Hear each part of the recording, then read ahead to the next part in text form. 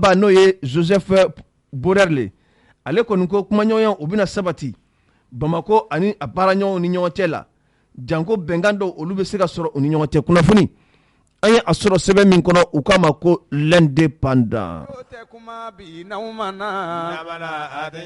ne ko ka na ka tiɲɛ fɔ malidenw ye ngwaw ka na ko k'aw ka na tiɲɛ ka fɔ jamanadenw ye n'an ma na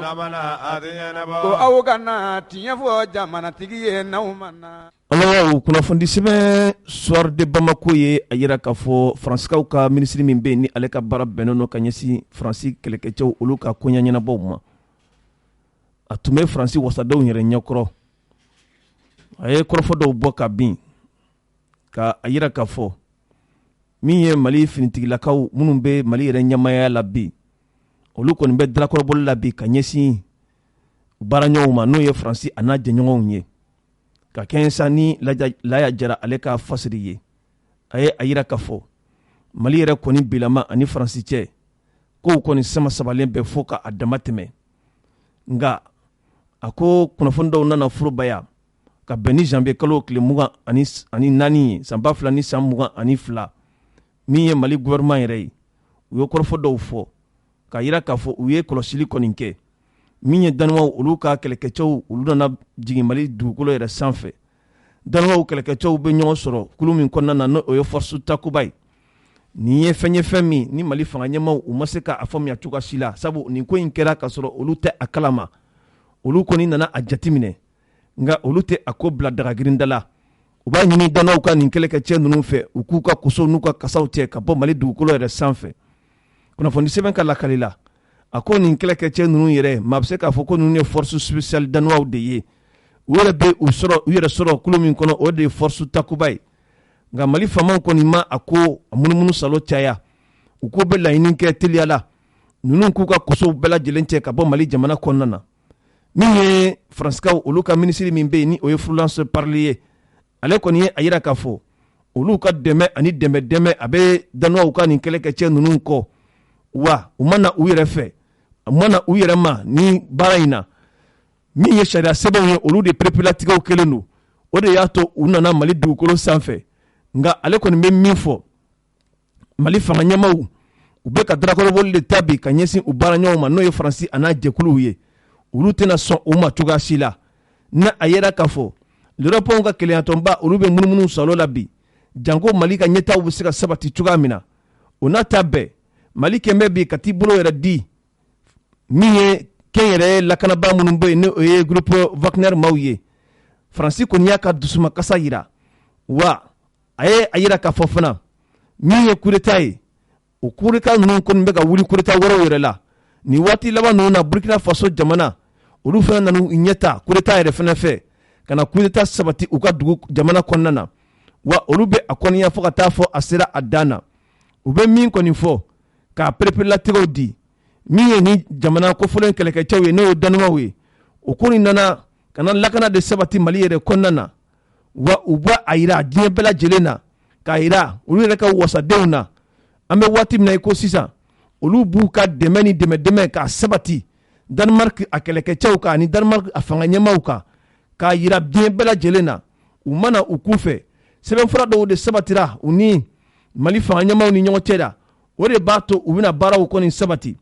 kunnafoni sɛbɛn ka lakali la a ko nin ko ninnu kɔni kɛn bɛ bi u bɛ fɛn wele faransikan na ko bras de fer Mali ani a dɛmɛɲɔgɔn jɛkulu ninnu cɛ n'o ye Faransi ye kabini waati min na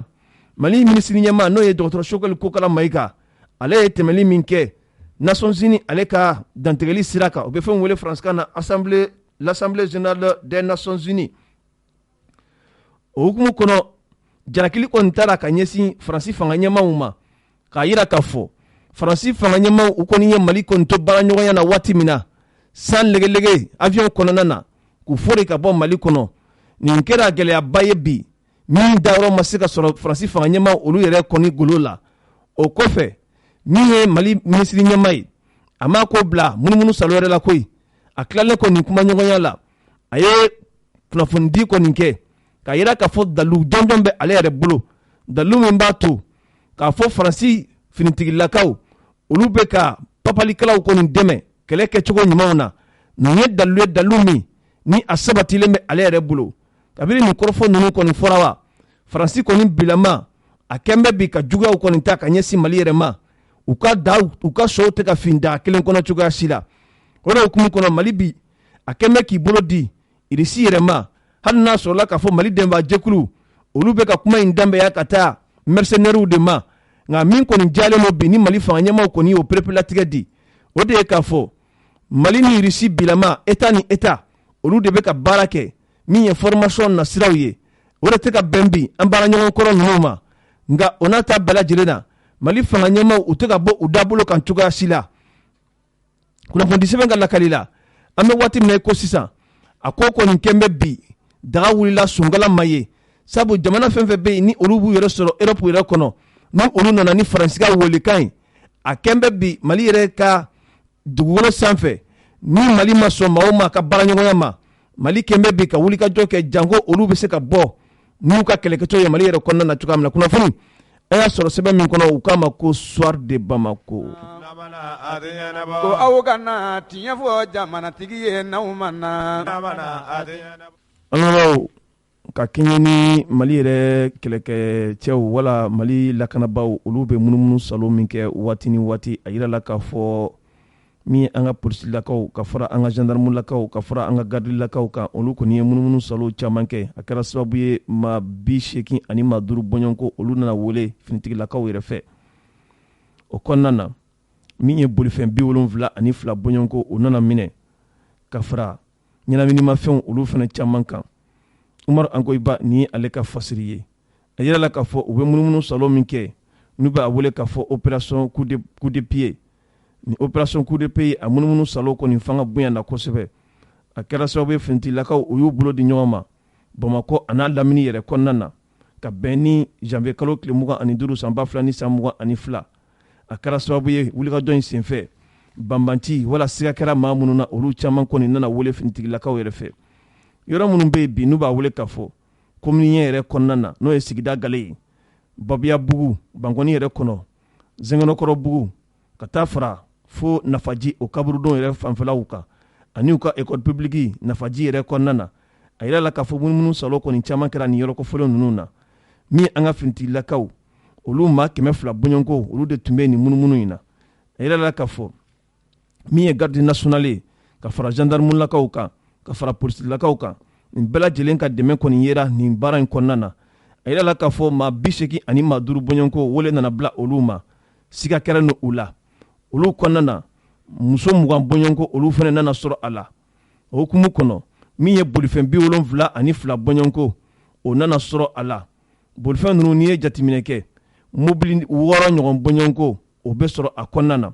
kunnafoni sɛbɛn ka lakali la a ko waati tɛmɛnenw na u ye nin munumunu salo kɛ a nana wolo bolifɛn caman kɔni minɛnen na a dɔw yɛrɛ la bolifɛn minnu bɛ yen ni olu nana daraki maaw yɛrɛ bolo u ka siradaw yɛrɛ wali u ka sow kɔnɔna na ani min ye ɲɛnaminimafɛnw ye olu caman fana sɔrɔla a la kunnafoni sɛbɛn ka lakali la a ko ka kɛɲɛ sa nin waati laban ninnu ye min an ka finitigilakaw olu bilama kɔni bɛ munumunu salo la janko maaw n'u bolofɛnw olu bɛ se ka lakana cogoya minnu na nka nin n'a ta bɛɛ lajɛlen na a yirala k'a fɔ maa 2 bɔɲɔgɔnko olu kɔni nana minɛ siga kɛlɛ la ko olu ye motozonw ye ka fara maa 3 bɔɲɔgɔnko kan olu fana nana minɛ siga kɛra olu la ko olu ye téléphone zonw ye nin bɛɛ kɔfɛ polisiw ka ɲɛmaa min bɛ yen bi n'u b'a wele k'a fɔ le directeur de la sécurité publique ale kɔni ye foli ni tanuni ta ka ɲɛsin a ka cɛdenw ma minnu ye nin wulikajɔ kɛ janko lakana a bɛ se ka sabati Bamakɔ a n'a lamini kelen kelen bɛɛ lajɛlen na o kɔfɛ ka foli ta ka ɲɛsin gardilakaw ma ka foli ta ka ɲɛsin gendarmelakaw ma nin bɛɛ jɔyɔrɔ bonyana nin baara ninnu kɔnɔna na kunnafoni sɛbɛn ka lakali la a ko nin baara n'i ye jateminɛ kɛ polisilaka minnu tun b'a kɔnɔ olu tɔgɔw filɛ u bɛ fɛn minnu wele k'a fɔ brigade anticriminalité n'o ye baki ye olu ka cɛdenw tun bɛ a kɔnɔna na o kɔfɛ brigade spéciale d'intervention n'o ye besi ye olu fana tun bɛ a kɔnɔna na fo ka fara groupement mobile de sécurité n'o ye GMS ye olu fana tun bɛ a kɔnɔna na nin bɛɛ kɔfɛ sa a yirala k'a fɔ commissariat dɔw fana tun bɛ yen olu farala a kan min ye commissariat de police du 6e arrondissement ye olu fanga bonyana a baara in na kosɛbɛ o kɔfɛ commissariat min bɛ n'o 12e arrondissement ye olu fana fanga bonyana a ko la kosɛbɛ o kɔfɛ commissariat min bɛ n'o ye 16e arrondissement ye ka fara 17e arrondissement kan olu fana fanga bonyana la kosɛbɛ kunnafoni sɛbɛn ka lakari la a ko nin n'a ta bɛɛ lajɛlen na polisi ɲɛmaa min bɛ yen bi n'o ye directeur de la sécurité publique ye n'o o contrôleur général El Hadji Youssouf Maïga ye ale yɛrɛ fana ka wulikajɔ fanga bonyana a la o kɔfɛ min ye directeur régional du district de Bamako ye contrôleur général Seydou Jara ale yɛrɛ fana fanga bonyana a la kosɛbɛ kunnafoni sɛbɛn ka lakali la a ko nin bɛ min kɔfɔ dɔrɔn o de ye k'a fɔ an ka finitigilakaw u ka wulikajɔ fanba o de ye k'a fɔ lakana bɛ se ka sabati Bamako a n'a lamini kɔnɔ cogoya min na kunnafoni an ye a sɔrɔ sɛbɛn min kɔnɔ u k'a ma ko soir de Bamako. arajo ɲɛtaga nana aw nalen jama bɛ sewara n'aw ma na ne mana a tɛ ɲɛnabɔ ko aw nana ɲɛtaga yo aw nalen jama bɛ sewara n'aw ma na a tɛ ɲɛnabɔ. Allo min ye parti min bɛ yen n'o ye bolodi ɲɔgɔnma tɔn ye URD olu ye sigi kɛrɛnkɛrɛnnen kɛ ni kunnafonidila ye laadasigi don san o san n'o ye nasara san ye ni o yɛlɛmana u ka parti ɲɛmaa min tun bɛ yen n'o ye Sumayila Sise ala ka hinɛ a la ale tun y'a kɛ laada ye ka se ka barosigi kɛ u bɛ kuma san kɔnɔkow kan jamana yɛrɛ bɛ lahala minnu na u ka parti hakilina ye min ye a kan sigi in kɔnɔ min ye Koniba Sidibe ye parti Mondek o ɲɛmaa don ale yɛrɛ tun bɛ yen an ye an madon a la ka se ka a ɲininka URD yɛrɛ bɛ lahala min na bi olu jɔyɔrɔ ye mun ye a la o kɔfɛ min ye fanganatɛmɛ fanga ye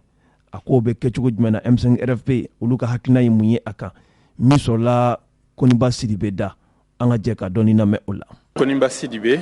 n ye parti politique Modec président ye. URD ka ɲɔgɔn lajɛ san o san e b'a kɛnɛ kan bi ma bɛ se ka mun faamuya e ka yeli la nin kɛnɛ ye. Bon n yɛrɛ kɛnɛ ka dɔwɛrɛ tɛ bari ani URD président Sumayila Sise baara dɔw kɛ ɲɔgɔn fɛ ni san dama dama kɔnɔ b'a dɔn ni tun y'a ka laada kɔrɔ ye u ye wele bila ma ko n ka y'a kɛnɛ kan URD président Saliku ye n ka mɔgɔ ɲɛnama ye n bɛ mɔgɔ min bonya kosɛbɛ bɛɛ b'a dɔn k'a fɔ Mali kɔnɔ mɔgɔ ladamulen don faso ka d'a ye donc n'o o ka parti ko u bɛ kosugu sigi sen kan an kan ka y'a kɛnɛ kan ka u encourager a baara la o k'a dɔn k'a fɔ an jigi b'u ka Mali ka ɲɛtaga la. N'i y'o fɔ ko aw ye Sumayila jɛɲɔgɔn kɔrɔw ye nka bi mɔgɔ dɔw yɛrɛ bɛ ka kɔrɔyali kɛ ka taa aw fana ma k'a fɔ Sumayila ka parti a bɛ ka yobo yaba bi o ma aw jɔyɔrɔ bɛna kɛ mun ye o la. An jɔyɔrɔ tɛna kɛ dɔwɛrɛ ye o la parti politique mankan ka ca o tɛ baasi ye nka a ka laban fɛn wɛrɛ la min tɛ bɛn ye o de y'a kojugu yɔrɔ ye donc ne kɔni bɛ min ɲini URD tɔndenw fɛ o kana dɔwɛrɛ lajɛ Sumayila y'u bila sira min kan k'o sira lajɛ o ye bɛn sira de ye o ye kelenya sira ye foyi kan'u bila fɛn na min bɛ se ka na ni tiɲɛni ye parti kɔnɔ ka parti fara fara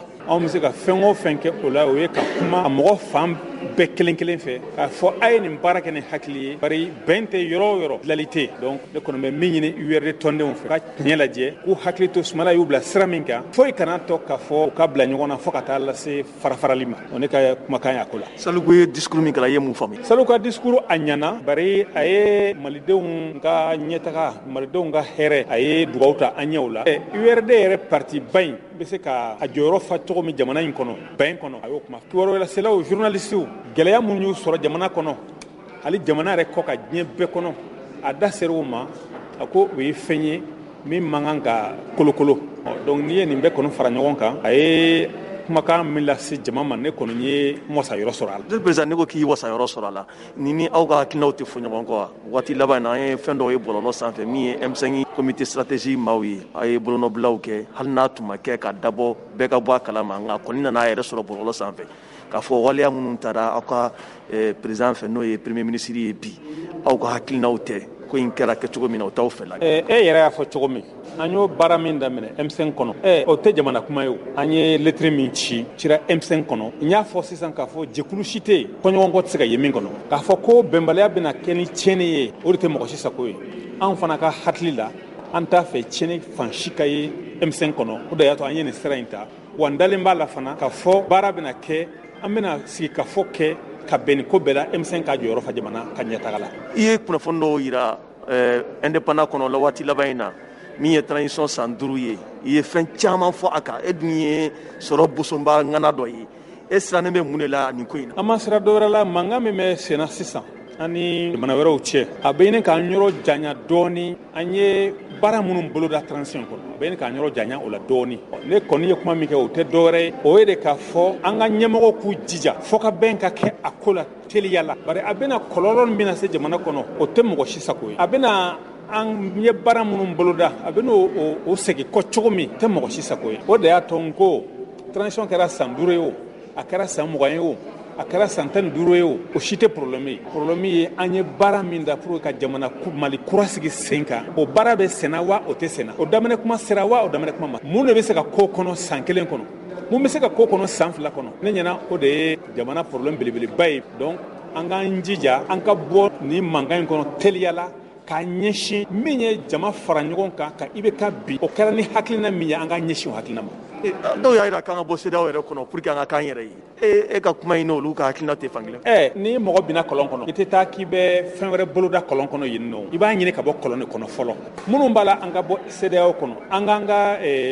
mɔnɛ an ka wari an k'an yɛrɛ dama wari dilan an ka fɛn caman kɛ a bɛɛ hakilina ye mɔgɔ kan ka hakilina minnu bonya nka an bɛ kɔlɔn de kɔnɔ fɔlɔ ne tɛ dɔwɛrɛ la o kɔ ne tɛ dɔwɛrɛ fɔ o kɔ an bɛ se ka bɔ kɔlɔn kɔnɔ cogo min ka sɔrɔ ka o baaraw boloda basigi kɔnɔ o de ye ne hakilina ye ko dɔw bɛ yen a tɛ se ka kɛ teliya la a tɛ se ka kɛ foyi kɔnɔ ni basigi malidenw ka jɛ k'u yɛrɛ dama wari dilan malidenw ka jɛ ka bɔ CEDEAO kɔnɔ a tɛ se ka kɛ ni bɛn ni malidenw bɛɛ ma bɛn a kan malidenw ma kuma fɔ olu si ka fɔlɔ donc a hakilina bɛɛ ka hakilina kan ka bonya nka ne kɔni ka jate la jamana bɛ kɔlɔn kɔnɔ an ka bɔ kɔlɔn kɔnɔ fɔlɔ o bɛ se ka kɛ ni sira fɛn o fɛn an k'o sira bɛn aw ye IBK bi yɛrɛ y'a fɔ cogoya min bi ni mɔgɔ min ye ɲininka transition daminɛ ni bi cɛ e yɛrɛ ka hakilina ye mun y'a la a ka wusa wa wala ne hakilina tɛ dɔwɛrɛ ye a bɛ se ka kɛ mɔgɔw ɲɛna k'a fɔ ko transition yi caman b'a la k'a fɔ an ye IBK bi fɛn ma kɛ o ye mɔgɔ minnu presselen don jamana jɔli tile 1 ko tɛ o tile 2 ko tɛ ɲɛtaga b'a la kɔsɛki b'a la donc m'a ɲini malidenw bɛɛ fɛn o fɛn la k'i jɔ IBK binni bɛ se ka sabati cogo min an bɛ se ka sira wɛrɛ ta ka Mali la cogo min a si kana décourager u k'a dɔn k'a fɔ foyi ma tiɲɛ fɔlɔ an k'an cɛsiri an ka sira tilelen kelen ta M5 ye baara min boloda an b'a fɔ min ma ko 10.17 mesures an k'an ɲɛsin o ma Pamako kunna kama a ma bila foyi ma bila an bɛ a siraw kan an b'a siraw ta hali n'a transition tɔ kɛra san 1 ye a kɛra san 2 ye aw ka sɛbɛnfura kɔnɔ aw ko ɲina kɛra olu non an b'o fɔ dɛ an ko de an k'an sigi min kɛra an ka o jate lajɛ ani min ma a bɛ fɔ ma tubabukan na ko évaluation non an m'a fɔ ko fɛn ma kɛ dɛ an ko de an k'an sigi e bɛ se ka jamana taa ɲɛfɛ cogo di i ni minnu ye baara kɛ olu de bɛ gouvernement na olu de bɛ premier ministre la ko min bɛ kɛ k'aw t'aw sigi sanga ni waati bɛɛ ka hakilina falen kɛ ka don an bɛnna min kɛ ayiwa a taara ɲɛfɛ wa a ma taa ɲɛfɛ ayiwa mun de y'a to a ma se ka taa ɲɛfɛ ayiwa gɛlɛya jumɛn de b'a la an bɛ se ka gɛlɛya in wuli cogo di ni m'o kɛ aw bɛ taa ɲɛfɛ cogo di aw bɛ ɲɔgɔn faamuya cogo di an ma fɛn wɛrɛ fɔ donc an tɛ dɔwɛrɛ ɲini transition in ka ɲɛ sɔrɔ an y'a kɛlɛ kɛ ka se fa dan na denw dara M5 la u dara la u wulila k'u jɔ mɔgɔw fagara la an ye mɔgɔw ye place de l'indépendance a dɔw bɛ san 60 bɔ u ko depuis ala y'u da u ma taa manifestation bɛ mun jira k'a fɔ u dalen bɛ M5 ta yen donc n'i y'o bɛɛ ye i man ka dɔwɛrɛ fɔ a ye wuli an k'an cɛsiri foyi ma tiɲɛ fɔlɔ an b'o kan de kan san 5 transition kundama acteur du mouvement démocratique e ka hakilina ye mun y'a la ne y'o de f'i ye sisan n ko transition ko in tɛ san 5 ko ye san 6 ko tɛ san 2 ko tɛ transition ko in ye mun ye an b'a fɛ ka mun de boloda k'a kɛ cogo bɛɛ la a kɛra kalo 6 ye o a kɛra san 1 ye o a kɛra san 5 ye o an b'a fɛ ka mun de kɛ cogo bɛɛ la an ka bɛn o malidenw ka sigi o kan k'o boloda o dɔrɔn de fɔra n'o tɛ mɔgɔw bɛ ka kɛlɛ in kɛ transition durée ko kɛlɛ in tɛ transition durée ko n'an ye an ɲɛsin o dɔrɔn ma an b'a jɛ merci président ko n'aw ma n'an ka arajo tɛ kuma bi lamɛnbaaw nin kun ye Koniba Sidibe ye parti min bɛ n'u b'a wele k'a fɔ MODEC o ɲɛmaa don kunnafoni sɛbɛn Soir de Bamako ye a jira k'a fɔ min ye Maître Muntaka Tall a bɛ san 20 bɔ san o san ani kunnafonidilaw bɛ to ka sigi kɛ barosigi ninnu a bɛ to ka kɛ waleya minnu bɛ jamana kɔnɔ ani nasara san tɛmɛnen baaraba minnu kɛra jamana kɔnɔ kɔrɔfɔw bɛ boli olu kan kunnafoni sɛbɛn ye a jira k'a fɔ nin sigi in kɔni kɛra kunun ko a jira la k'a fɔ an ka ɲɔgɔn lajɛ yɔrɔ min bɛ yen n'u b'a wele k'a fɔ patronat sigi in kɛra yen a yɛrɛ sali min bɛ yen n'u b'a wele k'a fɔ Musa Mari Bala Kulibali a kɛra o kɔnɔna na ACI 2000 yɛrɛ la yen ka bɛn ni janvier kalo tile 26 ye san 2022 nin ye sigi in ta ko 23 ye a yɛrɛ la k'a fɔ sigi in yɛrɛ kɛnɛ kan min ye kunnafonidilaw ye olu ka ɲɛmaw caman tun bɛ yen i n'a fɔ maison de la presse ɲɛma n'o ye Banjugu Dante ye ani min ye ASEP o ɲɛma ye n'o ye Basiriki Ture ye ka fara Appel Mali o ɲɛma fɛnɛ kan Modibo Fofana ka fara min ye l'association des éditeurs de presse privée ale fɛnɛ tun nɔra bilalen don ni Maliki Konate ye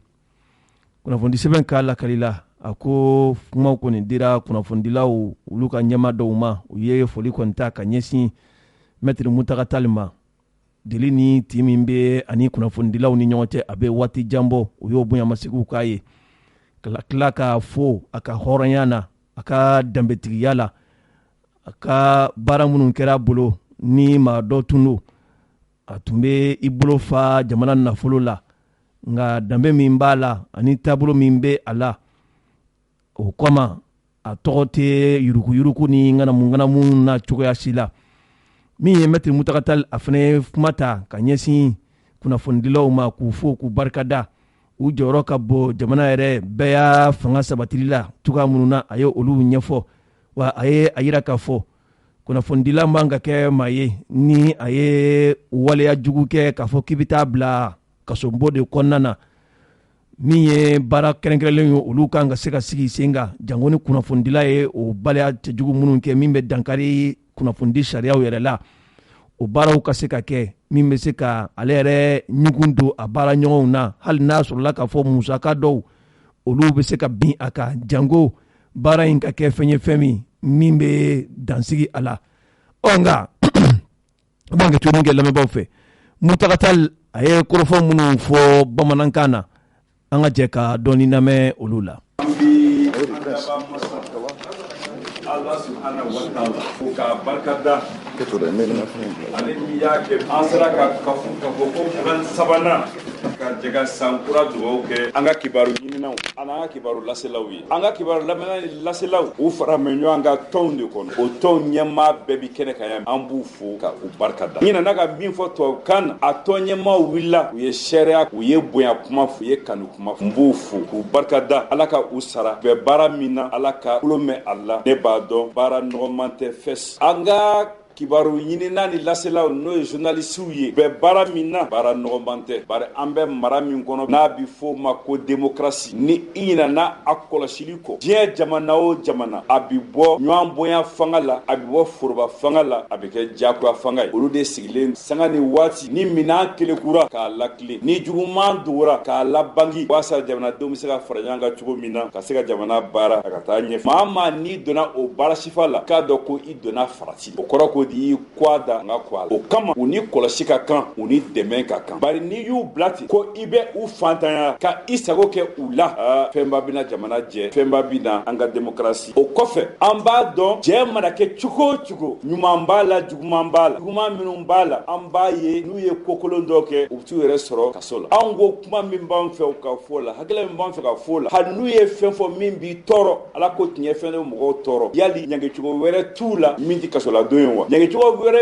minnu b'u la anw bolo o ye ɲangecogo fila ye a fɔlɔ u yɛrɛ dama ni ɲɔgɔn cɛ u ka tɔnw kɔnɔna la ka ɲugun mɔgɔ kelen na nin ye kojugu ye dɛ e fadenw ka ɲugun i la fo ka i sama ka bɔ u cɛ la nin ye mun ta ka hakilila la dɛ o ka jugu ni kasoladon ye parce que o ye tigɛna cɔri ye filanan min bɛ yen n'u ka ko sera maa min ma walasa a kana sɛfula kangarida kɔfɛ tigɛna kɔfɛ u ka kan ka min sara k'o tigi dusu salo o ka kɛ sarafɛn f'u k'a dɔn k'a fɔ n'u ma farata la ka baarakɛ yɛrɛ bɛ se ka to o ko la o ye filanan ye o kuma o kama an ko an bɛ dugawu kɛ u bɛ baara min na Bamakɔ yan an'u bɛ baara min na jamana kɔnɔ u n'u baarakɛ ɲɔgɔnw o dɔnnen ko o ko bi sen na ni a dɔnnen tɛ a bi surunya sanjikɔrɔ wasi ko o ko bɛ yen ni jamanadenw ka kan k'o dɔn k'u bolo don jamana baara la n'a ma da u tulo kan u sigilen bi to k'u bolo to u sen fila u bi don ka baara ye de min bi sen na ka a lase walasa jamanadenw u ka u kɔ don jasiranbaatɔw ka baara la walasa jamanadenw u ka u bolo don jamana ɲɛtaa baara la walasa jamanadenw ka wuli k'u cɛsiri ka Mali kɔrɔ o kuma u b'o baara min na an ko ko an bɛ o foli an ko fana an ka Maliba in kabini janvier kalo tile 9 an y'a mɛn ko ɲangili dɔw taara ka se an ma a bɔra CEDEAO ni UEMOA la an ko an bɛ min dɔn min taara ka se Mali ma ko Mali ka ɲɔngiri ko Mali ka tereke anw bɛ maliden minnu dɔn olu tɛna jɛn ni o ye u bɛ tɔɔrɔ kun u b'u degun kun u bɛ fasoden ɲumanya bila fɛn bɛɛ sanfɛ u b'u cɛsiri u bɛ wuli ka u baara gouvernement b'a la ka dɔ kɛ o la o gouvernement min n'o ɲɛmaaya bi anw yɛrɛ ka mɔgɔ sugandilen bolo n'o ye Choguel Kokala Mayiga ye nka an bɛɛ ɲɛ b'a la k'a fɔ bi gɛlɛya b'a la ka don jamana kɔnɔ kaban balomafɛn dɔw bɛ yen adamadenya taabolo minɛn dɔw bɛ yen olu ye gɛlɛya daminɛ ka ban an b'a ɲini minnu b'a la ka o baara kɛ ka sabali ka jamana bila ka sɔrɔ sanfɛ ka jamana bila u yɛrɛ sanfɛ an k'an bɛ o de ɲini an ko ni min kɛra ka se an ma an bɛ se k'a doni ta dɛ wa a y'an tɔɔrɔ a y'an ka maabaya ye k'a kɛ i n'a fɔ misi ka joli tu i la ka nɔnɔ bɔ n'i nana k'a fɔ sabali o de ye koba ye o de ye maabaya ye nin ko min ye anw sɔrɔ an ko du kɔnɔ ni fitinɛ donna du kɔnɔ ka bɔ du kɔnɔ ka taa ni min farati i bɛ kɛ mɔgɔ fitinin ye ka to du kɔnɔ k'i ka jɔsariya ɲini k'i ka jɔsariya sɔrɔ o de ɲɔgɔn tɛ bi an sigiɲɔgɔn an kanu jamana n'o ye Algérie ye o y'a ye mbara ka kɛ anw ka duba kɔnɔ a ko nin tɛ ko ye an kan ka min ye k'a to yen a kana kɛ basakɛlɛ ye o tuma Algérie wulila k'a ka d'ale fitinɛ min bɛ Mali ani CEDEAO jamana tɔw cɛ saliji ka bɔ a kan kɛlɛ k'o kuma fɔ a bɛ fɔ min ma Union africaine n'o ye farafinna jamana bɛɛ ka tɔn ye o ɲɛmaaba yɛrɛ wulila ka na Mali la a taara kun olu ko olu ka laɲini ye mun ye hali bi an ka sigi an ka kuma an ka bɛn anw ko an ma bɛn an ma ban o ma bari ni maa min ye Mali transition président ka kuma lamɛn a ko min kɛra a ye Mali tɔɔrɔ nka Mali si datugu sigi ka kuma ye o ye koba ye o ye jamanaba taabolo ye nka kuma in anw bolo a bɛ kɛ dalilu dɔw de kan a fɔlɔfɔlɔ ye Mali ka bonya Mali ka danbe se ka na kɛ ni Mali tora a ka bonya kɔnɔ ka to a ka danbe kɔnɔ ka to a ka yɛrɛma hɔrɔnya kɔnɔ kuma si tɛ yen min tɛ se ka fɔ filanan ɲɛgɛli ninnu nana mun na o transition banni waati Mali dun ko ale ye waati minnu fɔ a m'a fɔ ko kuma tɛ kɛ o a y'a fɔ de kɛrɛnkɛrɛnnenya la an ka sigi ka kuma nka n'an ka sigi ka kuma kɛra n t'i lamɛn ne b'i datugu i ɲɛ n b'i ɲangi n b'i ta k'i fili a bɛ maa tɔɔrɔ cɛkɛrɛw ka malidenw a y'an tɔɔrɔ a ye an degun nka an ma jɔn an yɛrɛ ni maa wulila k'a fɔ n bɛna ka na ni bɛn ye du kɔnɔ an ko aw bisimila an ka sigi an ka kuma ni an bɛnna min kan an k'o dilan nka o min bɛ dilan a bɛ dilan ni malidenw ka hakilila de ye dɛ malidenw kumana taara assise la o hakilila ye min ye maliko la u ye o de u ye min fɔ a bɛ se ka o lawaleya cogo ɲini nka maa se ka bɔ o kɔ n'i bɔra o kɔ i donna janfa n'i donna janfa la i yɛrɛ y'i yɛrɛ fanga dɔgɔya o tuma na an ko n'an bɛ ko ko kɛ n'an bi ko ko fɔ an ka se ka taa o sira nka an ko n'an b'a fɛ fana an ka bonya ko ka to an ta la fo k'a sɔrɔ an farala ɲɔgɔn kan dɛ an donna da kelen fɛ ka bɔ da kelen fɛ n'o ye Mali donda ani Mali bɔda ye malidenw ni ɲɔgɔn cɛ kama an ko an bɛ kuma caman mɛn an bɛ ko caman ye min b'a ɲini ka malidenw kɔ don ɲɔgɔn na an kana jɛ ni kɔ don ɲɔgɔn na ye abada Mali a mago bɛ a den ɲuman bɛɛ la m'a fɔ a den bɛɛ dɛ nka a mago bɛ a den ɲuman bɛɛ la n'a mago bɛ a den ɲuman bɛɛ la den ɲuman in bi yɔrɔ bɛɛ a bi denmisɛn na a bɛ maakɔrɔba la a bɛ parti la a bɛ société civile la a bɛ sɔrɔdasi la a bɛ civil la a bɛ cɛ la a bɛ muso la Mali den ɲumanw ka ɲini ka fara ɲɔgɔn kan ka Mali jukɔrɔma don ka Mali wuli ka a jɔ ka Mali saki Maliya la ni an sera k'o kɛ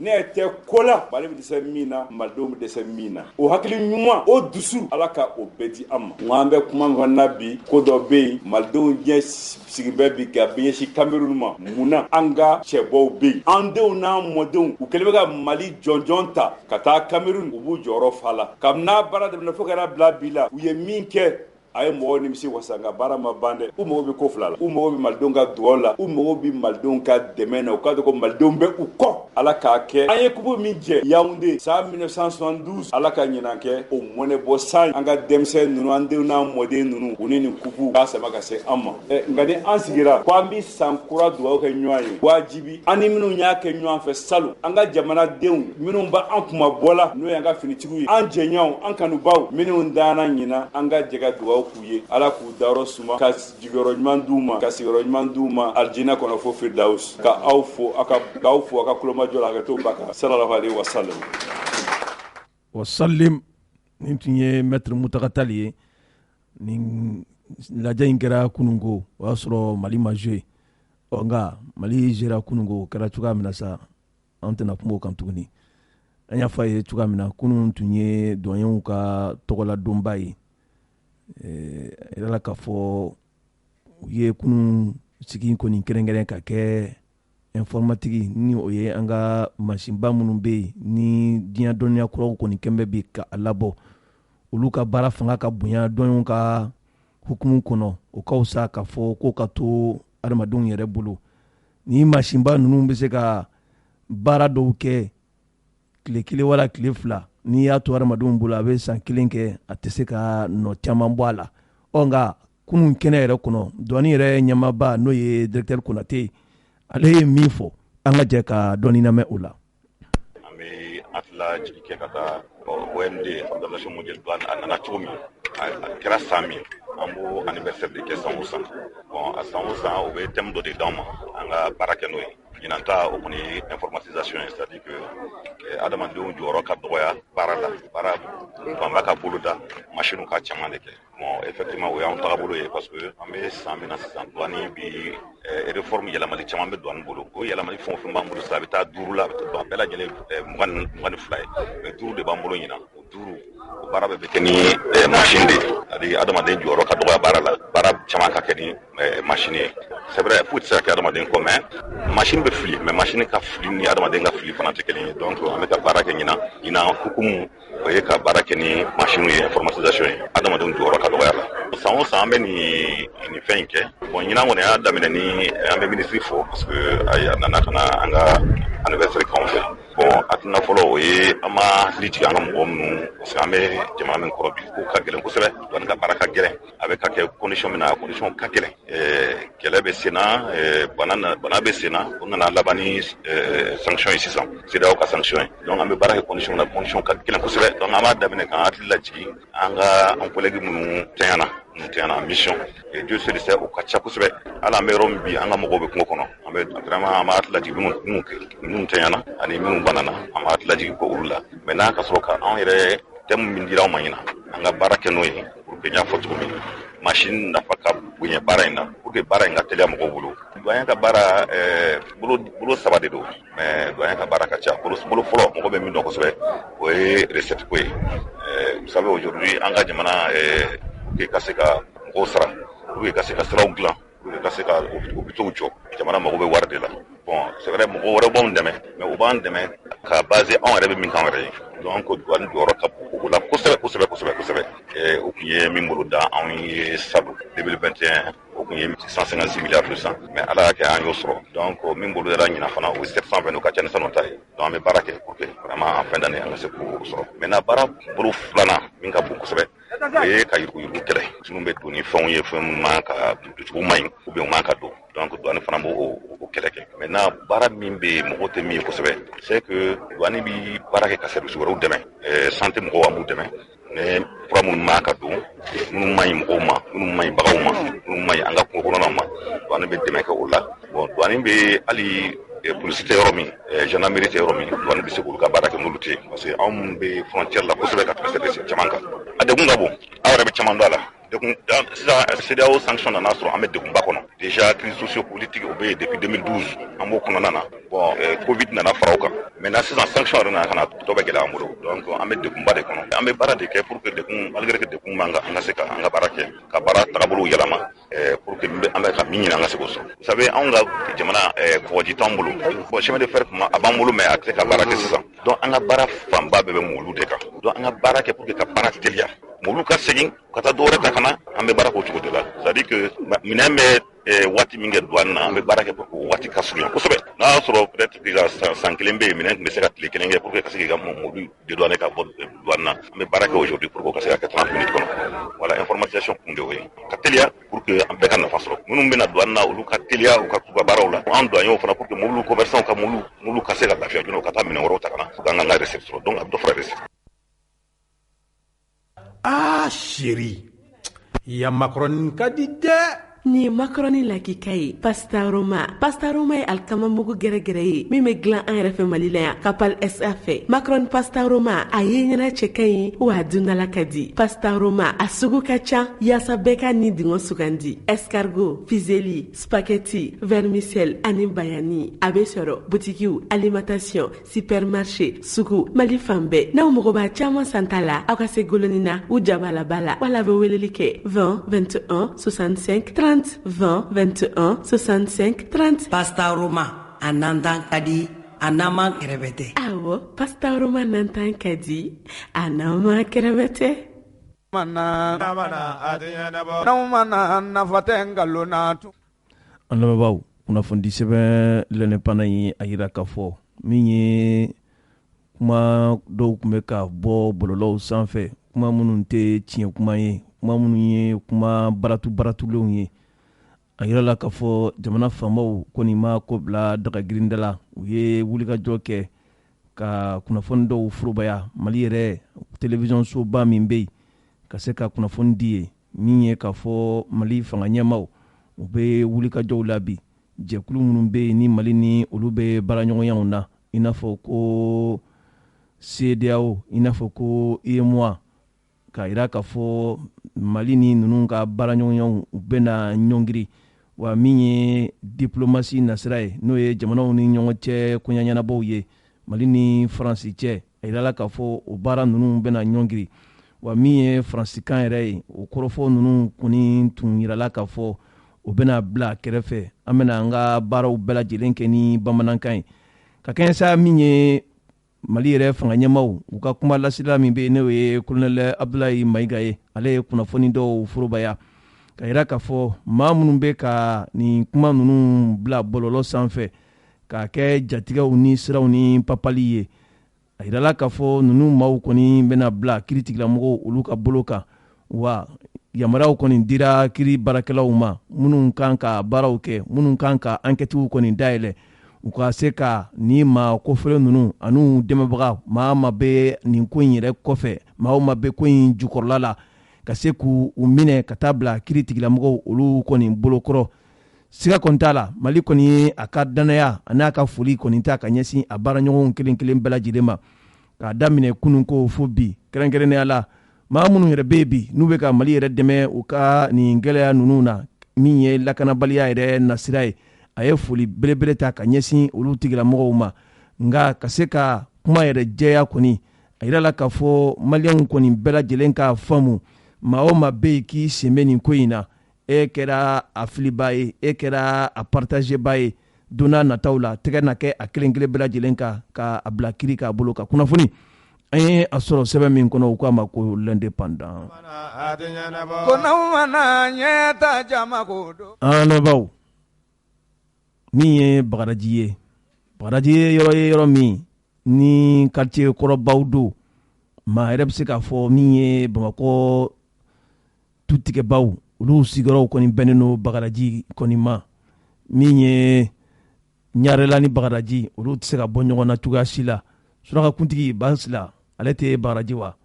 olu sigilen bɛ Bagadaji. Min ye Ɲarela ye, Ɲarelakaw olu fana bɛ Ɲarela ni Bagadaji ma jan. Ninnu kɔni ye balimamaw de ye o. Misiriba fana tɛ yen, assemblée fana bɛ yen. O b'a jira k'a fɔ Bagadaji kɔni ye sigiyɔrɔ min ni Bamakɔ ni ma yɔrɔ don. Nka dugukolo ko kuma a kuma ka ca, o de kama an ka kunnafoni di sira fɛ min ye misiriko ye ani dugukolo ko ye a ka ca la, surtout balimaw ni ɲɔgɔn cɛ anw da ka dɔgɔ a la kosɛbɛ. Nka dugudumakan minnu bɔra bɔlɔlɔw sanfɛ ani sira wɛrɛw fɛ, o de y'a to sa radio ɲɛta y'a sugandi ka kanu ka taa nin ko in yɛrɛ ta kisɛ kɔrɔ. Min ye famille Jara ye, olu kɔni fɔlen don ɲɔgɔn kɔ bi duko kuma dɔw la. An ye wulikajɔ kɛ ka taa min ye Bukari Jara ka taa ale yɛrɛ ɲininka ko in kɛra kɛcogo jumɛnw na, wulikajɔ minnu kɛra u fɛ a kɛra sira jumɛnw fɛ,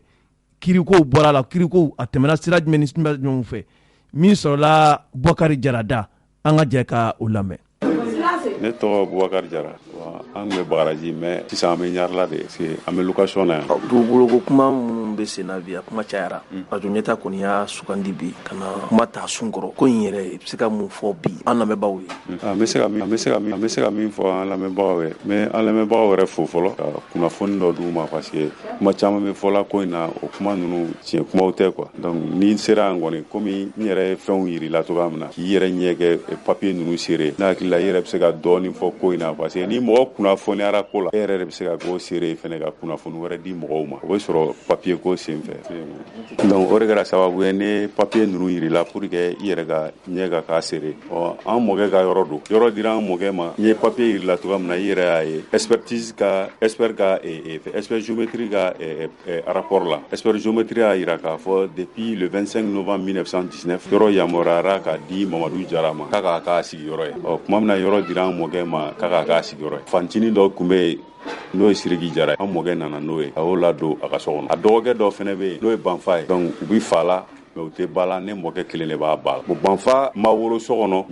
ne mɔkɛ ma wolo so kɔnɔ Banfa wolola du de kɔnɔ n'o kɛra bozola du dɔ ye Sumanolaka minnu filɛ an ka famille kɛrɛfɛ yan o du kɔnɔ o dutigi de tɔgɔ ko Banfa n'o ye Karunga Sumano fa ye o Karunga Sumano fa de tɔgɔ ko Banfa donc Banfa wolola ye min kɛ an kuloma caman ye Banfa tɔgɔ da o dutigi de la parce que u bɛ kuma caman fɔ u b'a fɔ ko olu bɛɛ wolola so in kɔnɔ ka so in kɔrɔ i n'a fɔ depuis 1800 ko alors que o si tɛ tiɲɛ i yɛrɛ y'a ye cogoya min na le 19 novembre 1919 Mamadou Jara a été autorisé comme son usage et habitat personnel comme il yɛrɛ ye cogo min donc u ye fɛn fɛn fɔ o kuma ninnu na o b'a yira k'a fɔ o kuma ninnu si tɛ tiɲɛ donc an grand-père ye ni mɔgɔ ladonnenw de kɛ ka na a ka so kɔnɔ mɔgɔ sabanan ye jumɛn ye o ye mɔgɔ de an tɛnɛmuso b'a fɔ an ye cogoya min na olu tun bɛ du dɔ de kɔnɔ an kɛrɛfɛ du dɔ n'o ye famille sogorogo dɔ ye o banabaatɔ de tun bɛ yen donc o dutigi de ye an mɔkɛ wele k'a ka na u ka dugulamɔgɔ dɔ bɛ olu fɛ yen nɔ mais banabaatɔ don donc an mɔkɛ taara ka taa lajɛ ka ta ka tila ka na n'a y'a fɛ yen k'a ladon k'a furakɛ k'a to so kɔnɔ donc olu fɛnɛ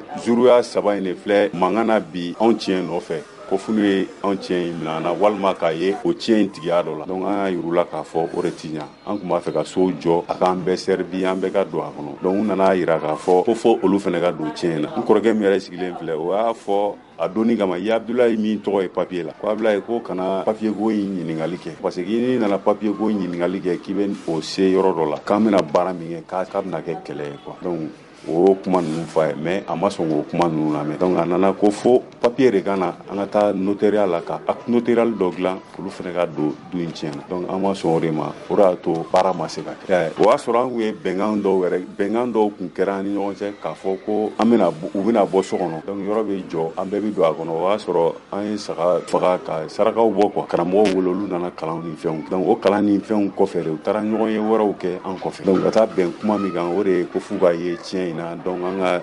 notariat acte dɔ kɛ olu ka don tiɲɛ la pour que dun ka kan n'olu bɛɛ tiɲɛ donc de fait qu'an ma sɔn o ma o de y'a to u ma sɔn ka bɔ dun y'a sɔrɔ yɔrɔ dɔw cira kan donc u ma sɔn ka bɔ so kɔnɔ fɛn bɛɛ kɛr'u fɛ ka mɔgɔw bila k'u deli an fa terikɛw ani kare kɔnɔ cɛkɔrɔba dɔw an y'olu bɛɛ bila k'u deli u ma sɔn ka bɔ donc o de y'a to an fɛnɛ papiyew ta ka taa n'a ye tribunal la ko donc vraiment an tun b'a fɛ k'an ka yɔrɔ jɔ mais an ka dunanw mɔgɔ la donnenw ko k'u tɛ sɔn an ka yɔrɔ ka jɔ ko fo n'u fɛnɛ yera yɔrɔ in tigɛ a la donc an dun ko an ti ɲa o ma donc kiri daminɛla ten donc kiri komi yɛrɛ ye papiyew yirila cogoya min na kiri bɛɛ kɔni nana yira k'a fɔ an ta y'an ka yɔrɔ ye wa an y'a ɲini tribunal fɛ fɛnɛ u ka bɔ an ka yɔrɔ tribunal jɛra n'o fɛnɛ donc o baaraw de tun bɛ sen na i nana kunun k'a sɔrɔ o kow de bɛ sen na quoi donc a kɛra ten de. E y'a ye k'a fɔ finitigilakaw nana ka na gaziw ni fɛnw ci k'a yira k'a fɔ minnu bɛ sow kɔnɔ bi u ka se ka bɔ nka kuma ninnu kɔni n'i ye bɔlɔlɔ sanfɛlaw lajɛ version caman fɔra a la ko tribunal daminɛla yɔrɔ jumɛnw na ka taa kuncɛ yɔrɔ. tribunal daminɛla commune de la an ye procédure fɔlɔ la don k'a ɲini tribunal fɛ an taara n'an ka papiyew ye bon tribunal ka fɛɛrɛ kɛ k'u labɔ an ka yɔrɔ la an bɛ fɛ k'an ka yɔrɔ jɔ donc o min kɛra o y'a sɔrɔ u fɛnɛ kɛlen don ka ko dɔ labɛn voilà n bɛna o dalilu de f'i ye donc u y'o ko min labɛn o papier de filɛ nin ye donc u filɛ ka tribunal administratif de saisi papier min b'anw bolo ko o tɛ papier ɲuman ye ko tribunal administratif ko o papier annulé o permis annulé quoi donc u taara ni donc taali min kɛra ni nin ye première instance n'o ye commune de ye o nana yira document administratif dɔ b'u bolo olu tɛna se ka u labɔ yɔrɔ in na ten dɛ o procédure min bɛ yen n'o taara administratif la donc tant que administratif bɛ yen civil tɛ se ka baara kɛ tribunal la quoi tribunal administratif n'o kiiri dɔ bɛ yen dɔrɔn tribunal civil tɛ se ka baara kɛ donc o nin procédure min don tribunal administratif la première instance commune de nana fɔ ko olu tɛ se ka an ka laɲini i y'a faamu donc an y'o perdu o cogo la an taara tribunal administratif la an taara tribunal administratif non an taara appel kɛ cour d'appel la fɔlɔ mais après an taara tribunal administratif la tribunal administratif nana kiiri tigɛ k'a fɔ ko an ka papier ko foyi t'a la ko papier ɲuman yɛrɛ yɛrɛ de donc k'u ye laɲini min kɛ ko o laɲini tɛ sabati u y'o rejeté donc o y'a sɔrɔ an tun ye appel min kɛ cour d'appel la cour d'appel fɛnɛ nana yira k'a fɔ ko olu tɛ se ka u labɔ i m'a faamu donc an taara n'o an y'o pourvoi to cour d'appel la yen donc ka taa ni administratif ye parce que an nana faamu k'a fɔ ni administratif ma ban dɔrɔn civil tɛ se ka baara donc u ye appel kɛ nin na ka taa cour suprême na administratif la donc an taara cour suprême administratif la u ye appel min kɛ an y'o gagné u ye révision demandé an y'o fɛnɛ gagné donc maintenant an y'o certificat de non recours ta o certificat de non recours de filɛ nin ye c'est fait en 2017 je crois voilà donc an y'o ta donc ka na sisan ka commune de saisi comme aw ma sɔn k'u labɔ ko parce que o ye an ka sotigiya ma saba maintenant san cour suprême a jugé fo ka certificat de non recours d'an ma donc ça veut dire que an ka sotigiya o sabatira donc a y'u labɔ an ka so kɔnɔ donc cour d'appel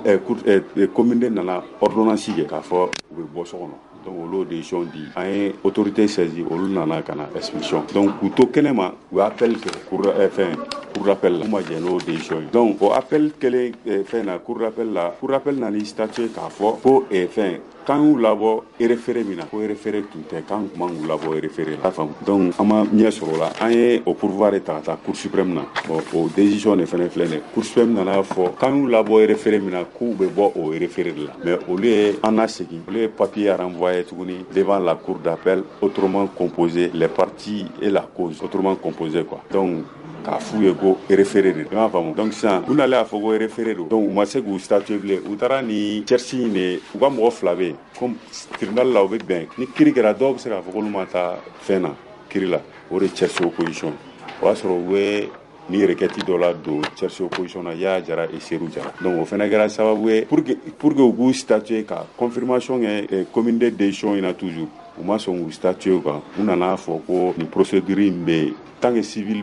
administratif bɛ civil tɛ baara kɛ komi n y'a f'i ye cogoya min na donc an y'o fana to yen ka taa ni procédure fɛnɛ kɛ cour suprême na tuguni o cherche in fɛnɛ u nana yira Yaya ni Serou Jara fɛnɛ la ko Yaya ni Serou k'aw fɛnɛ niyɔrɔ tɛ so in na donc o fɛnɛ certificat de non recours le filɛ donc o certificat de non recours min fɛnɛ dira an ma an seginna ka na cour d'appel la sisan donc arrêt min ko olu tɛ an ka baara kɛ ko fo ni procédure ni bon ni procédure an y'o gagné o certificat de non recours filɛ nin donc sisan an y'o arrêt de rétracté cour d'appel yɛrɛ la o rétractation in nana confirmation kɛ sisan commune de décision in na en toutes ces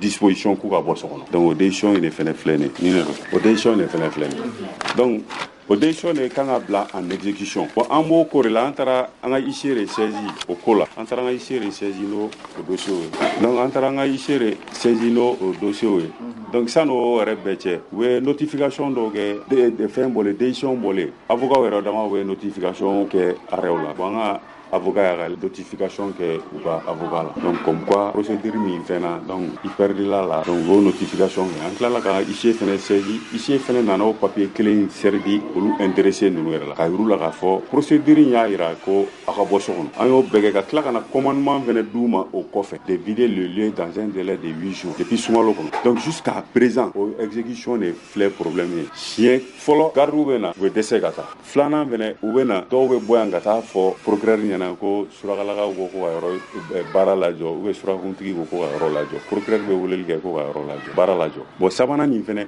kunu ko ministre de la sécurité yɛrɛ de fɛnɛ weleli kɛ ko ka baara in lajɔ a ko parce que gazi cira donc an ma se ka faamuya foyi sɔrɔ an ka nin ko in na tribunal décision min b'an bolo olu papier fulama de filɛ nin anw bolo an bɛ yɔliyɔli la n'a ye parce que fɛn min fɔ n'a sɔrɔ tiɲɛ don k'a fɔ ko nul n'est au-dessus de la loi. Décision de la justice, je crois que au Mali bɛɛ sanfɛ. Ni décision de la justice bɛ en exécution, est-ce que interrompil dɔ kan ka y'o o ko la kuma min bɛ fɔ n'a sɔrɔ tiɲɛ don, est-ce que o kan ka kɛ? Ni fɛn min bɛ terrain kan, ministre bɛ se ka mɔgɔ de bila ka na sur le terrain. Ni renfort min kan ka na pour que ka ninnu dɛmɛ exécution in ka lawaleya, ministre ka baara kan ka ko de.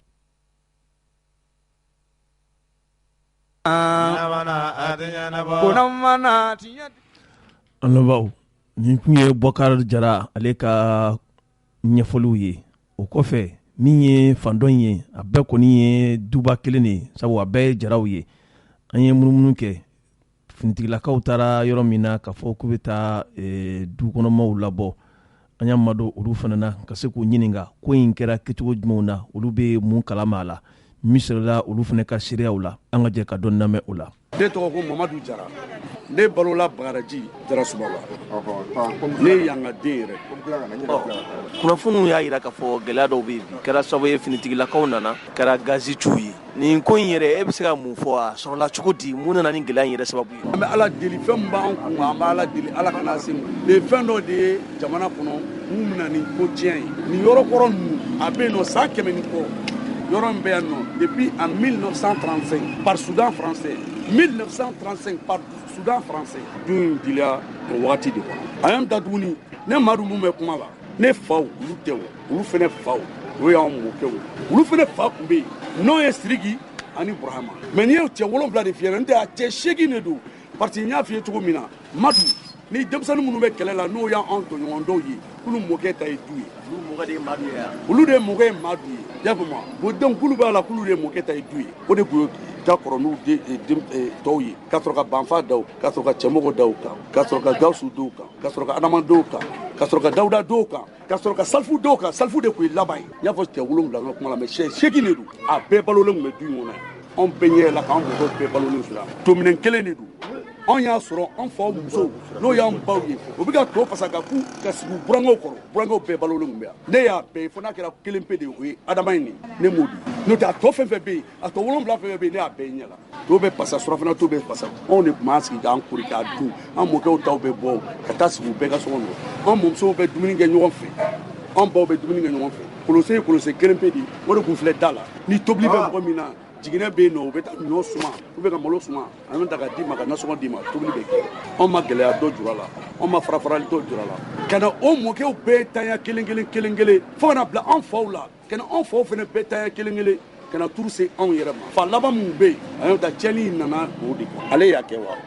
mɔgɔ wɛrɛ y'a kɛ o Ala de b'a dɔn mais ka anw mɔkɛw to balo la anw ma nin kuma mɛn anw ma nin mɛn o y'a sɔrɔ Madu yɛrɛ bɛ balo la o ale mun ye dutigi ye ale tun bɛ balo la o Banfa tun bɛ balo la o tun ye dutigi ye o ka na bɔ o la ka na Gawusu la o tun bɛ dutigi ye o tun bɛ yan ka bɔ yen ka na Cɛmɔgɔ la o tun ye dutigi ye o tun bɛ yan ka bɔ yen nɔ ka tila ka na Adama na olu bɛɛ ye dutigiya kɛ ka tɛmɛ ka na s'u denw ma n'o ye anw faw ye anw ma nin gɛlɛya ye anw faw bɛɛ kelen-kelenna ta ka sɔrɔ nin gɛlɛya tɛ mɔgɔ laban nin gɛlɛya nana o kɔnɔna na gɛlɛya nana tuma min na o y'a sɔrɔ ale yɛrɛ miniji dɔgɔyalen don donc ale nana ta yan den minnu bɛ yen olu denw de nana ka na u jɔ sisan nɔ an fu fatini minnu bɛ yen nɔ olu de fɛnɛ fantini labanw ye u nana ka na k'u bɛna na yɔrɔ kɛ ba ye kuma lamɛn dɛ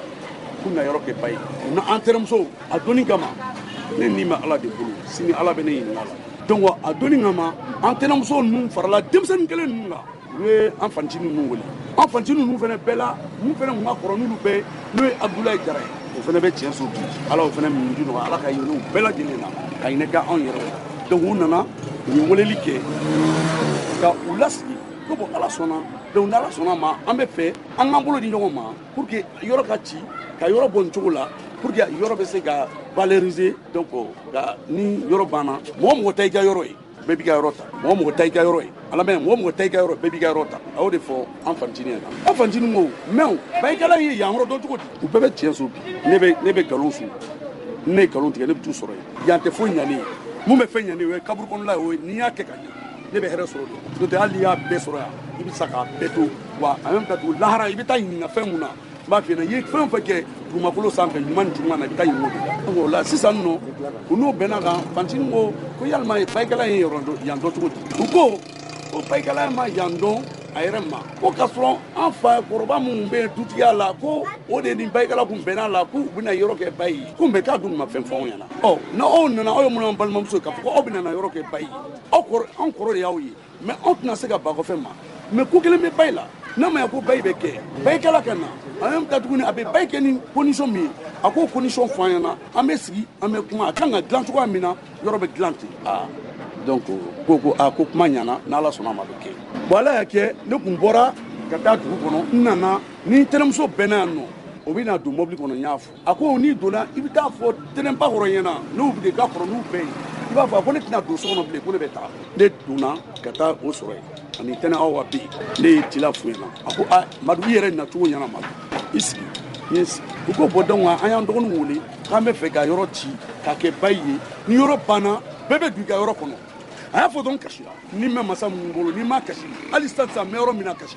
jalen don ta la parce que ne ɲɛ bɛ n sinjiw ni anw na cogoya min na ne ko n ko a ye nin mun kɛ a ye kojugu kɛ dɛ bayimakɛ diɲɛ yɔrɔ si ni sini ma tigɛ a kɔnɔ ni ɲɔgɔn faga ma sɔrɔ a kɔnɔ donc an mɔkɛw taara ka fɛn to cogoya min na an faw taara ka fɛnw to cogoya min na ni tun y'a dan ne ma ko in ka to o cogo la ten tɔ o ka di ne ye k'a fɔ ko an bɛna na yɔrɔ kɛ patrimoine ye en même temps ka yɔrɔ ci ni yɔrɔ bana ci la mɔgɔ mɔgɔ ta i ka yɔrɔ bɛɛ b'i ka yɔrɔ ta n ko problème min filɛ nin ye est ce que bɛɛ ye kelen wa n y'a fɔ ɲɛna tan u ko n kana kasi ko ni ala ni kira sɔnna a ma ko foyi tɛ bɔ a la ko ne yɛrɛ ɲɛ b'a la an ka denmisɛnnin minnu filɛ nin ye n'olu bɛ kɛlɛ la bi ka taa fanga wuli ka na n'a ye ko ne ɲɛ b'a la o jumɛn kelen bɛ yen mun bɛ baara la o kelen tɛ yen mun bɛ baara la a bɛ ka dabɔ olu de kama pour que en même temps tuguni u bɛ se ka u musow furu u bɛ se ka fɛnw kɛ cogoya min na mais balimaya la n'a fɔra i ɲɛna n'i tɛ hasidi ye n'i tɛ ɲɛngo ye walahi i balima ni fɛn b'i bolo i b'a dɛmɛ ne ko ne kɔni bɛ dugawu kɛ ala kana janfa bɔ a la ala kana namara bɔ a la ala kana an kɛ k'an ka du don du kɔnɔ n y'a ɲini ala fɛ o ko ni ala sɔnna ma a bɛ kɛ ten an nana to ten maintenant kana ko magɛrɛ dɔɔni et après don dɔ u nana ko bɔn ko mun don an tɛnɛmuso yɛrɛ ko ten ko bɔn mun don ko komi u kumara ka bɛn fɛn na ko bɔn ko an k'a lajɛ ko ka saga faga ka sɔ tobi ka mɔgɔw wele kalankɛlaw wele en même temps u kana kalan mais mun kun y'an ka dutigiw o donni kama n'o ye Abdoulaye Jara ye a ma walawala ni ko in ye parce que n'a ma ya ko bayi bɛ na en même temps papier ko de bɛ ɲɛnabɔ fɔlɔ o bɛɛ kɛlen kɔfɛ en même temps tuguni ko de bɛ na mais komi ale ka kɔrɔ ni bɛɛ ye bon donc o la a fɔ ni a tora kɔfɛ a y'i sigi ka ko lajɛ parce que muso de don ale ye ni cɛ kunna a yɛrɛ ko ten dɔn n'ale ye suguya cɛ ye ale de tun b'a dɔgɔnin wele ka kuma mais ale kɛra muso ye bon dɔgɔnin ninnu ma deli ka ko bɔ ale ta la bon donc ale y'a fɔ cogo min na a ka kɛ ten an y'a kɛ ten donc an ye kalankɛlaw wele baba mun bɛ sanfili la sanfili baba n'a bɛ misiri seli a ma sa a ye seere ye yaye sumano ma sa a ye seere ye ka tila ka bɔ la adama sumano ma sa a ye seere ye olu bɛɛ ye dɔnnibagaw bɛɛ tun bɛ yan bamoyi ture ma sa o ye seere ye olu bɛɛ ye dɔnnibagaw bɛɛ tun bɛ yan donc u ye kalan kɛ sagaw kantigɛra sɔ bɔra dumuniw kɛra donc ala y'a kɛ ne yɛrɛ de tilala ka tele wele ka fɛn wari di ka taa kamera nɔfɛ kamera kana filmeli kɛ nin kuma kelen tilala k'a fɔ kamera la bɛɛ k'a mɛn kalankɛla minnu bɛ yen u ma sa dɛ u bɛɛ bɛ yen mali faamaw i y'a dabɔ ka na ne kan ta i k'a lase mali faamaw ma nin ko in daminɛli fɔ bi janfa de don u y'o waleya mun kan na sisan nɔ kalan kɛra ka fɛn bɛɛ kɛ ka danga don yaye sumano yɛrɛ ye danga don ni mɔgɔ min ye janfa kɛ ala k'a tigi ta tiɲɛ an tɛnɛmuso ko ten a bɛ tiɲɛ so bi a bɛ ala bolo ko ni mun ye janfa kɛ ala k'a ta tiɲɛ ni mun ye janfa kɛ a bɛ fɛn fɛn ɲini ala fɛ ala kan di ale faw kun y'o fɔ wa ale bɛ yɛrɛ segin o kan n'o tigi bɛ fɛn fɛn ɲini diɲɛ lahara ala kana nɔgɔya tigi mɛ a bɛ tiɲɛ so mɛ a ye nin fɔ yaye sumano bɔra k'i jɔ a ko bon donc aw tɛnɛmuso bɛ ka danga mun don wa n'aw m'aw farati n'aw ma ɲɔgɔn minɛ ka ko k'a ta kɛcogoya la danga a b'aw minɛ k'olu de kɛra sababu ye ka na ni nin ye k'a f'u dɔɔninw ɲɛna u bɛ fɛ ka baara kɛ tan bon maintenant o kɛra bɛnkan dɔw ni ɲɔgɔn cɛ mais sisan nɔ ko ka na ni papier de parce que minnu bɛ dutigiya la o donni kama donc papier kun b'o ka niveau de la ko ka na ni papier de a niveau la cogo di a ka niveau la cogo papier kun maralen bɛ ale de bolo papier kun maralen b'ale de bolo ale denw de ye papier ta kɔ olu de filɛ nin kɛlɛ la ale de tun ta ye yɔrɔ ye wa a ta tɛ yɔrɔ ye ala a ta tɛ Sulakɛ ala a fa ta tɛ yɔrɔ ye a fa n'o ye Madu ye o ta kun tɛ yɔrɔ ye est ce que ne ba faamu o de tun ye dutigi fɔlɔ ye o de tun ye den fɔlɔ ye dutigi fɔlɔ tɛ dɛ den fɔlɔ de don c'est ça fɔlɔ o wagati kɔnɔna la den fɔlɔ a ye komi e de ye fa ye i bɛ fɛ k'a fɔ de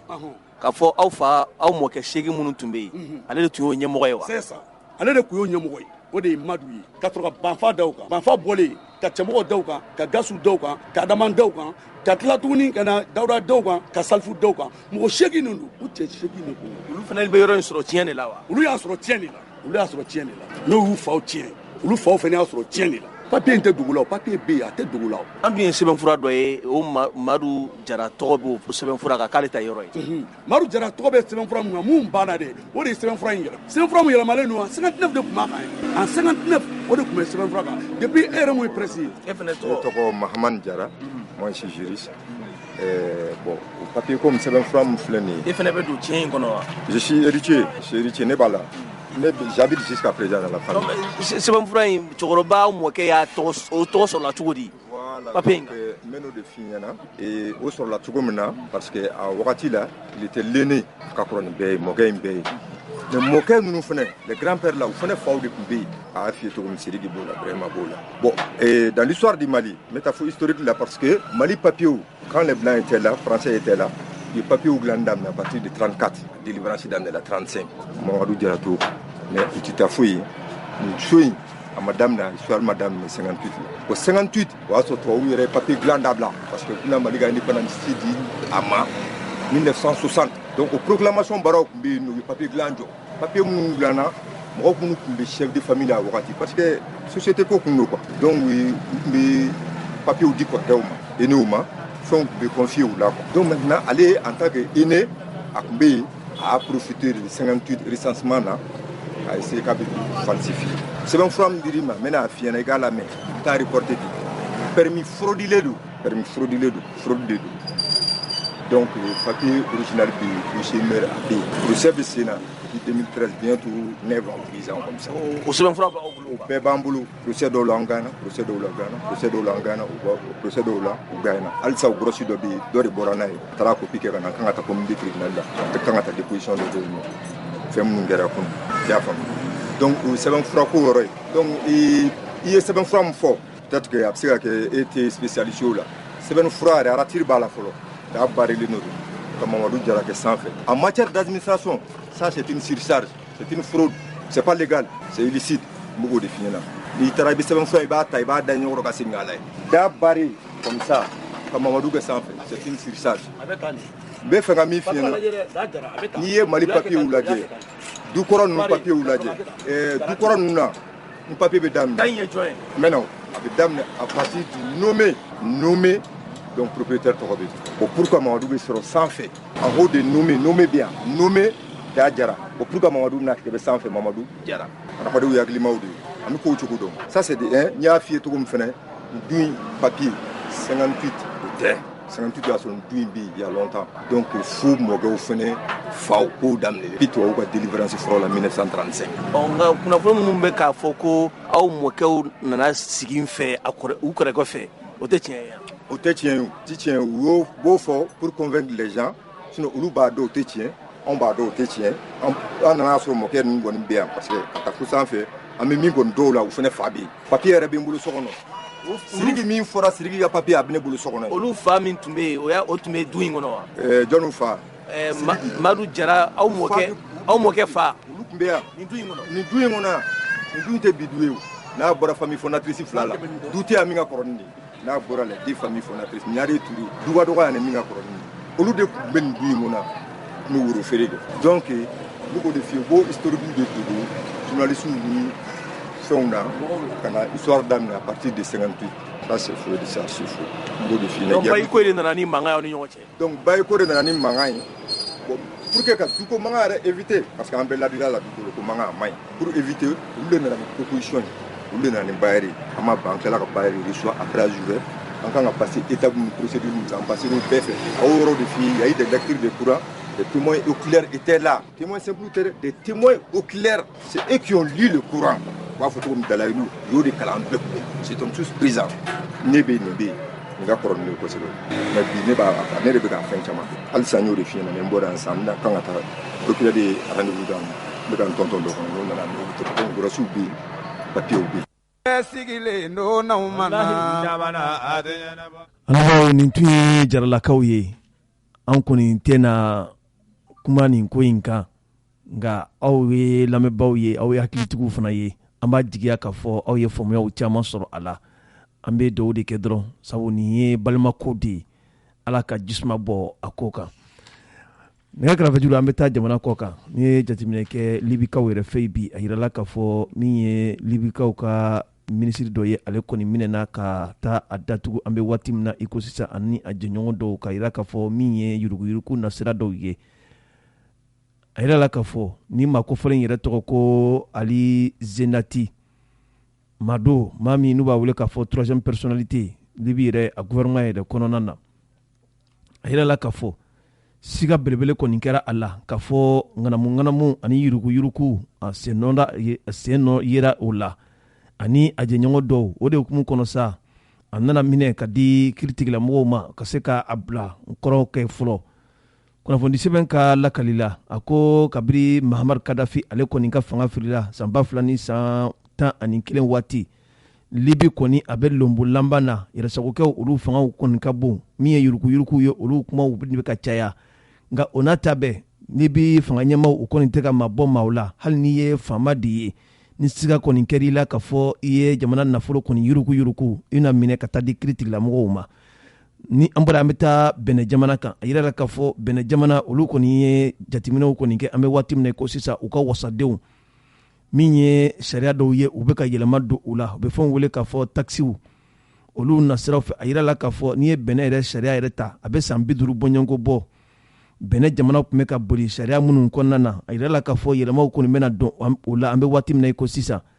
nka ni baara ninnu kɔni senfɛ min ye Bɛnɛka dɔw ye olu ye kɛnyɛrɛye baarakɛlaw ye olu kɔni kɛn bɛ bi k'u ka dusumakasaw kɔni ta ka yira fangaw kɔnɔ na ka yira k'a fɔ ni yɛlɛma minnu bɛna don sariyaw la min ye taxi nasiraw ye a bɛna kɛ kɔlɔlɔ ye olu ka baara yɛrɛ taabolo yɛrɛ ma n'an bɔra yen an bɛ taa Burkina Faso a yira la k'a fɔ fangafiri o kɔni nana kɛ Burkina Faso finitigilakaw yɛrɛ fɛ a yira la k'a fɔ maaw kɔni kɛn bɛ k'u ka dusumakasaw kɔni ta ka ɲɛsin tuma dɔ la jamana faamakɔrɔ minnu tun bɛ yen a yira la k'a fɔ min ye Roch-Marc Christian Kabore ye an bɛ waati min na iko sisan ale kɔni ka fanga kɔni burutila ka bɔ a bolo nka a bɛ yɔrɔ la yɔrɔ min ni o yɛrɛ jamana faba ye maa bɛ se k'a fɔ a ka kɛnɛyaw kɔni sabatilen don an bɛ waati min na iko sisan basi kelen o tɛ a nin na kunnafoni sɛbɛn ka lakali la a ko o kɔfɛ sa min ye a yɛrɛ jɛɲɔgɔn dɔw ye i n'a fɔ a ka minisiri dɔw olu kɔni fana tununnen don maa si t'a dɔn u bɛ yɔrɔ min na an bɛ waati min na iko sisan o kɔnɔna na min ale yɛrɛ ka premier minisiri ye a yira la k'a fɔ ale kɔni bɛ a yɛrɛ ka yɔrɔ la yen bi min ye Lassina Zerbo ye a maralen bɛ bi a ka yɔrɔ kɔnɔ kɔlɔsili kɔni olu kɔni talen bɛ k'a sɛgɛrɛ a tɛ tɛmɛ kalo 2 yɛrɛ kan ale yɛrɛ nana sugandi ka kɛ minisiri ɲɛmaa ye Burkina yɛrɛ a jamana sanfɛ wa kunnafoni sɛbɛn a yira la k'a fɔ maa yɛrɛ don maa min n'u b'a wele k'a fɔ fonctionnaire international Nations Unies ale yɛrɛ ka cakɛbondasow yɛrɛ kɔni kɔnɔna na kunnafoni sɛbɛn ka lakali la a ko minisiri min bɛ yen ni o tun ka baaraw sigilen bɛ ka ɲɛsin min ye kanakow ye ni o ye général Barthélemy Sembore ye ale yɛrɛ fana minɛnen don min ye fanga purutibaw ka wulikajɔ min kun sigira sen kan a yira la k'a fɔ ale de kɔni tun bɔra ka communiqué kɛ ka yira k'a fɔ min ye fangafiri ye o kuma tɛ tiɲɛ ye Roch-Marc Christian Kabore a bɛ fanga kunna fo ka taa fɔ waati min sera o hukumu kɔnɔ sa fanga nana firin sa an bɛ waati min na ko sisan ale yɛrɛ kɔni nana minɛ a bɛ finitigilakaw bolo nin waati in kɔnɔna na min ye Alassane Baba Sangade ye